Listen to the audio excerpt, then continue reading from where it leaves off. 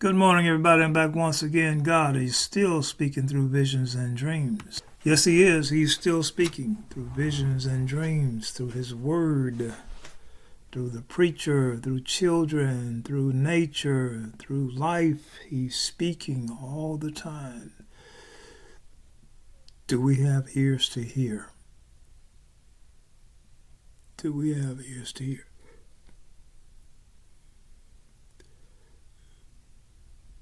I've heard people say, and I've said myself, man, how do you know when God is speaking? He's speaking all the time. We're just not in tune. We haven't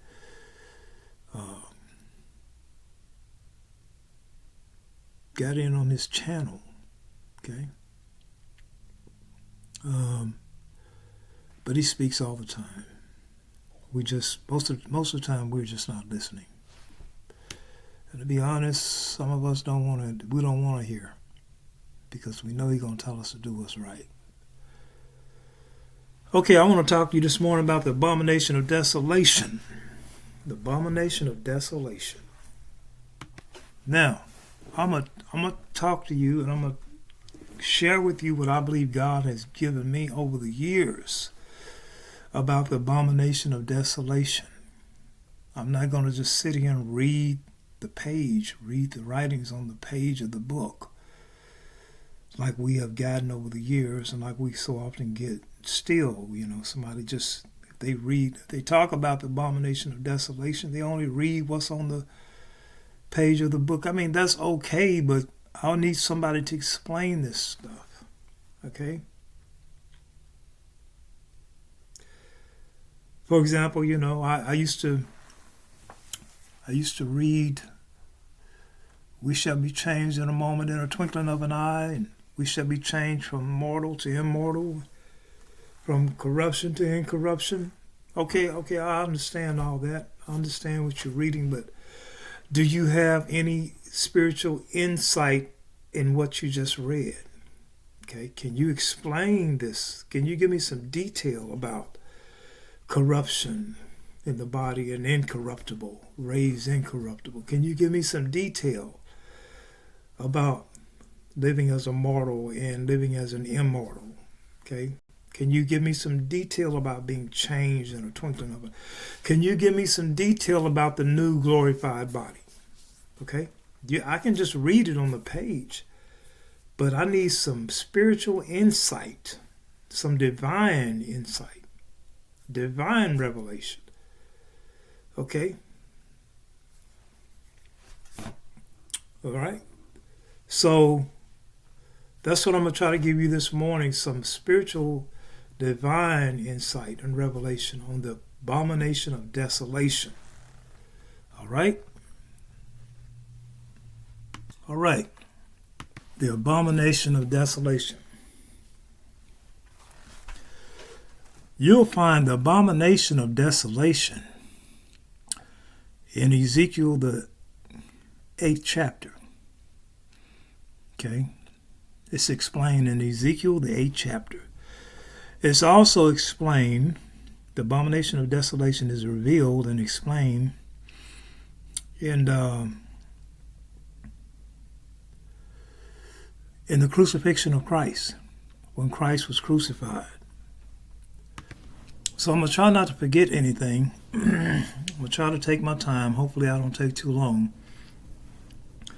But I'm going to explain the abomination of desolation. Okay? As I said, you find some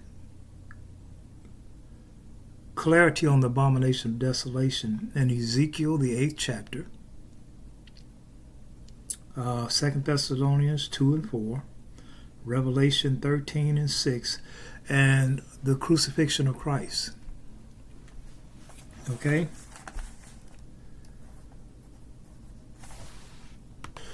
We're going to dwell a little bit here on abomination. Abomination is a thing that causes disgust or hatred. Okay? Disgust is a feeling of revulsion or strong disapproval aroused by something very unpleasant or offensive. Okay? That's, you know what? Whenever I think about abomination, you know what I think about? Crap. An old outhouse. You ever been around an old outhouse on a hot summer day in the South? Boy, that's some rough stuff. Okay? That's some rough stuff. That's when I think about abomination, that's what I think about. Repugnance, intense disgust. Listen, something that you loathe, something that you hate with extreme hatred.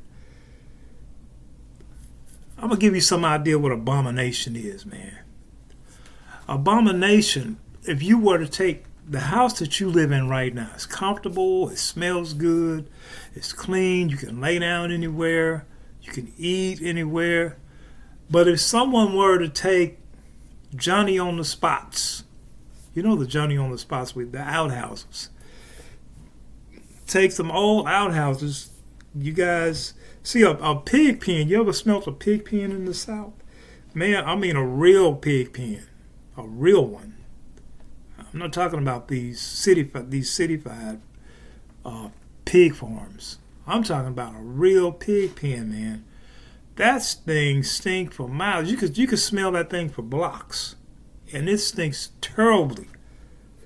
Same with an outhouse, man. You ever looked in an old outhouse in the South on a hot day when that thing has been sitting there, people been using that thing for 6 months, and man, it's the stench and the sight is just beyond, unpleasant. But just imagine somebody take one of those things and just throw it all over your house, all over your bed, all over your carpet, all on your dinner table and your refrigerator, just all over your house, on the walls, the ceiling. Okay? Take all that stuff out of that pig pen and just, because see, those pigs, they squat in that mud, the food rot in the mud. I mean, it's awful. Okay? And just imagine somebody taking all that stuff, the maggots, the crap, the urine that's been in there for 3, 4, 5 months, and they just splatter that stuff all over your house, on your beds, on your clothes, on your carpet, everywhere, on your dining table. Oh, let's just say they don't put it on your dining table, but they put it everywhere else. Bathroom, carpet, bed, couch, but they say, well, we're not going to put it on the dining table. Would you still go in that house and eat on the dining table? So where it's not on the dining table, so I can eat from the dining? No, you would not. As a matter of fact, you would demolish that house. I would say I can't live in that house anymore. I would abandon that house. I would leave that house. They say, well, we'll clean it up, we'll get the carpet out, we'll paint the wall. No, I'm moving out of that house. If you got that crap all on the walls, all on the floor, carpet, you can take this carpet up and paint them walls, but I guarantee you some of that mess is still in that house somewhere. Okay? 3, 4, 5-week-old crap, S-H-I-T, urine, all on the walls, the ceiling, the bed. I'm trying to give you some idea what it means by abomination. Okay? I said, well, we'll clean it up and take the carpet out, take the beds out, we'll scrape the walls, we'll put some paint on the wall. I wouldn't want to move in that house. Take the doors out, put some new doors. Nope. I'll just find me another house. Okay? This is what's going to happen to people during the abomination of desolation. God's going to leave them. He's going to leave them. Okay? He's not coming back there. Okay, so this is what abominable means. When God says something is abominable, I found that abomination and abominable is mentioned at least 152 times in the Bible. At least. Let me check that, make sure. No, at least 176 times in the Bible. Okay? And there are a number of things God see as called abominable. Okay? Pride is abominable. And here you got these people every year celebrating pride. And it's an abomination. It's an abomination. It stinks like crap in God's nose. Your pride, our pride stinks like crap. I don't want to say the S-H-I-T word. But you know what I'm saying. Some of us is proud of our pride. We are proud of our pride.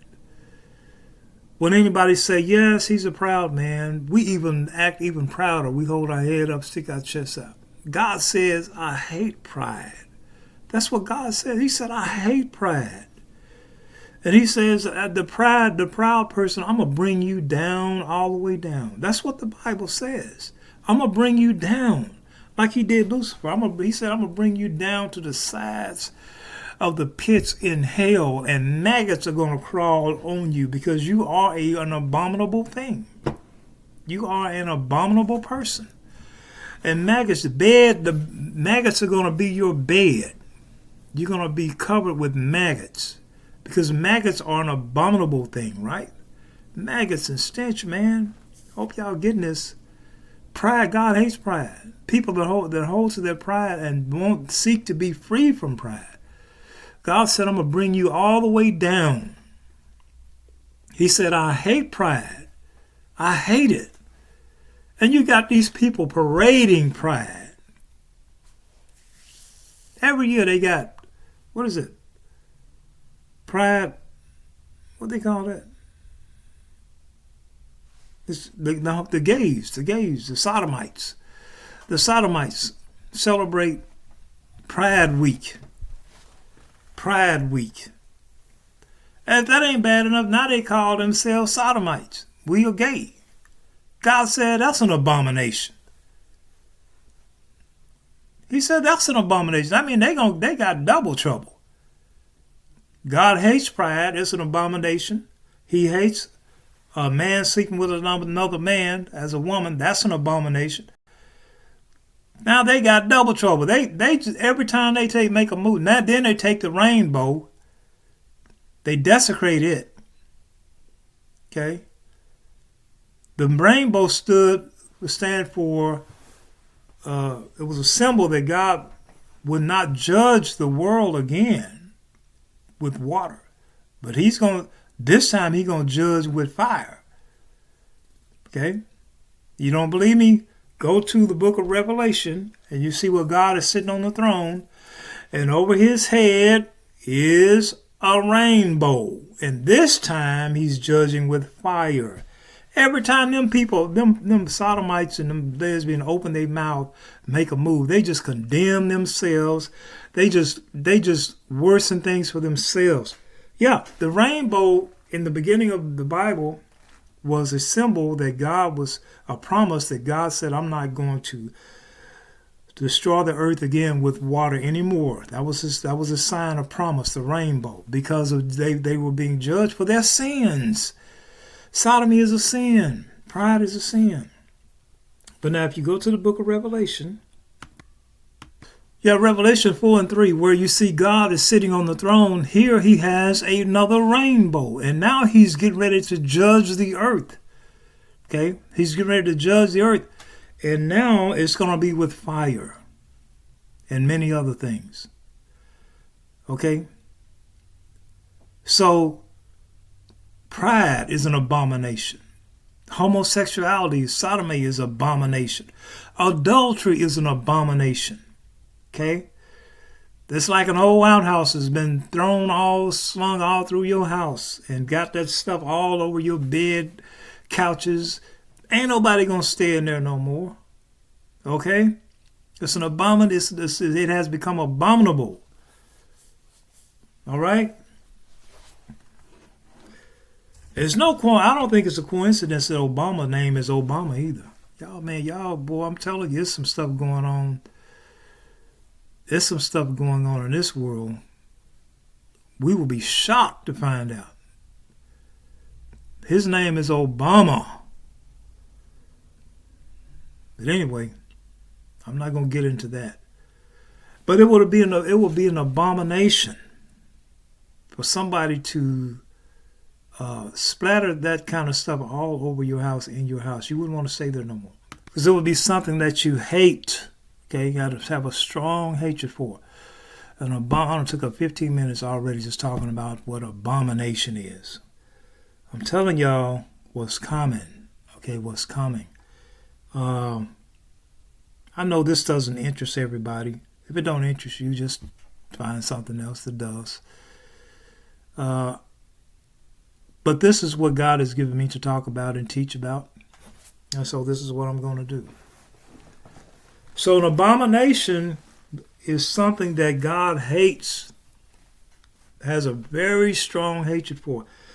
He hates lying tongues. That's a false witness, a prideful look. You see that a lot, prideful looks. You see that a lot in people now, especially in the entertainment. There are some things that he hates very much. The abomination that maketh desolate, or that cause desolation. What is desolation? According to Google, desolation is a state of complete emptiness or destruction. Complete. You know, if your like I said, if your house is filled with crap from old outhouses, pig pens, just every filthy thing you can think of, your house, your bed, your kitchen, your carpet, your bathroom is filled with the waste of old outhouses, pig pens. I'm talking about real pig pens in the South, privately owned, those kind. Them things stink, boy.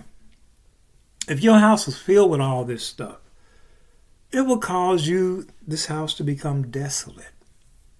Okay, ruin. Okay, you wouldn't stay there no more. Okay? Empty. Okay? It will cause destruction, to be destroyed. This is what desolation is. Anguish, misery or loneliness, sadness, unhappiness. This is desolation, depression. Okay, people that take this mark, this is what they're going to end up. Depression, sorrow, despondency, unhappiness, misery, sadness, dejection, devastation, anguish, despair, low spirits, distress. People that take that mark, the mark of the beast. This is where they're going to end up. Because Satan is going to enter into them, and it's going to cause God to leave them, abandon them. Okay? Now that we have an understanding what abomination is, and desolation, to be left desolate, to be abandoned, to be destroyed, okay? To be left in misery. Now that we have an understanding of this, what is going to cause this? Okay? Now, this is what I've been seeing. I'm just going to jump into it. I try to follow my notes. I try to follow the way the scripture is read. But I have to speak as I feel it come to me. Okay? And this is what I saw in the abomination of desolation. First of all, I don't think the Antichrist will not, the man of sin in 2 Thessalonians 2 and 4, he will not be human. Okay? He will not be human. I don't know if we will even be here during that time. You know, a lot of us probably won't. I don't know. We might be. We might not be. But just in case, here I am. Here I am talking about the abomination of desolation. And hopefully you'll get something out of it. But 2 Thessalonians 2 and 4, this man that stands up in the temple of God. Now, were they supposed to be building a new temple in Jerusalem? They're supposed to be, according to the book of Daniel, they're supposed to build a new temple even in troubled times. Okay? They're supposed to build this temple. And in this temple, this temple's supposed to be built to worship God, like they did in the Old Testament.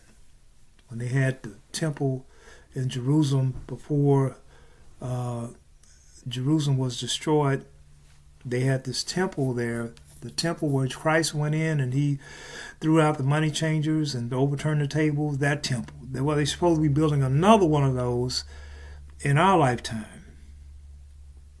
And so this man supposed to, the leader of the world, so-called leader of the world, the Antichrist, the Bible called him, the son of perdition, supposed to go in this temple and he's supposed to blaspheme God. According to Revelation 13, he will blaspheme God.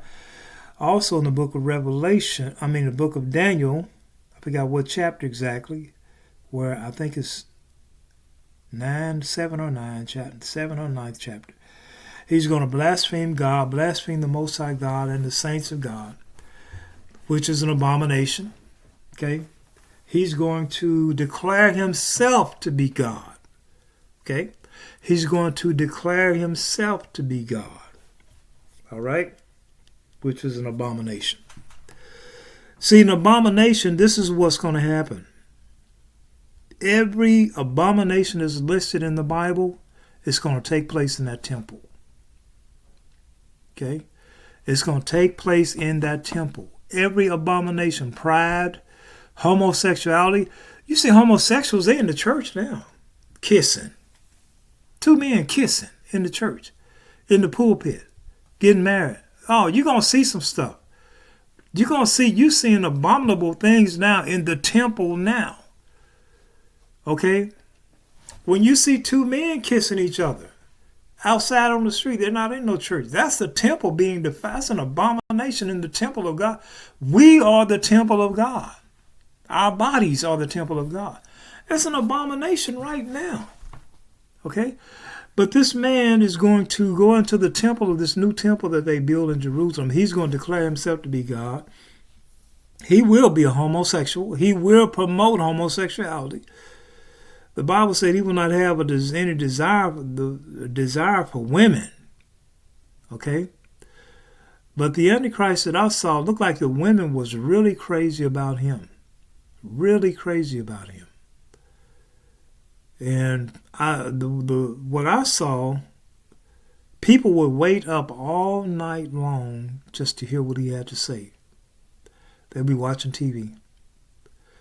And they would wait for his announcement, his speeches, and they would wait all night long. I saw people sitting out on the lawn outside of the building just waiting all night for him to come out and speak. So he's going to go into the temple and he's going to declare himself to be God, which is an abomination. He will not be human. He will not be human. Okay? He's the seed of the serpent. All right?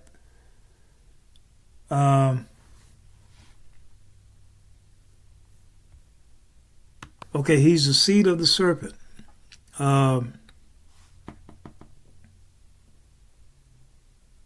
He's going to declare himself to be God in the temple of God. Now, he will not be human. I'm going to tell you, this is what I've been seeing. This is what I've been seeing. And this is what is coming. I see what look like a demon. Okay? Some refer to them as aliens, an alien, a fallen one, a Nephilim. I don't know what you want to call him. But I see we will be invaded by demons or aliens. We will have an alien invasion. And what I see is a demon standing up in the temple, this new temple in Jerusalem, okay, declaring himself also to be God. Okay, he will be an unholy thing, the Bible calls an unholy thing. But this is what I see. I see what look like some people call an alien, or what we just call a demon, a devil. Literally, actually, standing up behind the pulpit behind a podium in a pulpit. Behind a podium in a pulpit, speaking to the audience. Okay? The Antichrist will not be human, the son of perdition. He will not be human. Okay? And every abominable act, every abominable thing will take place at that moment. Okay? Even that spiritual being that will be there in that temple. I don't know, the Antichrist might shapeshift. I don't know if that's what's going to happen, or is just going to have somebody with him. But I see a spiritual being, a alien or demon, whatever you want to call it, a hideous, ugly, demonic figure standing up in the temple, declaring himself to be God. This is what I see. Okay? And this is going to spread. This is going to spread. It's not going to stop. See, it's not going to stop there. But this same spirit, the spirit of this spirit, or the spirit of the Antichrist, is going to go into people, going to get into people. They're going to be preachers, going to stand up in their pulpit in the church and going to say, I am God, just like the Antichrist. They're going to do that. They're going to say, I'm God. Okay? This is 3. All right, I'm going to make a part 2. I'll be right back. Part 2.